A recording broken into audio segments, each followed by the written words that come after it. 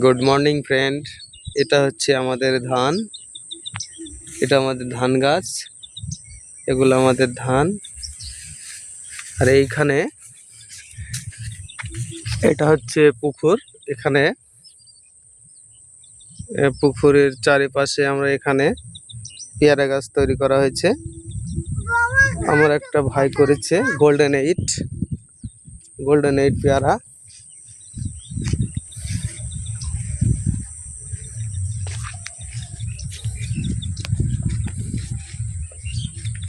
এটা হচ্ছে পুকুর। ওখানে একটা ঘর করা আছে, ওখানে মাছের খাবার থাকে।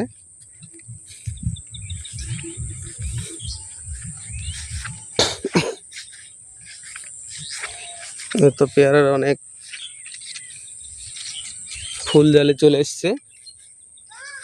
গোল্ডেন 8 পেয়ারা, সুন্দর ফুল এসছে।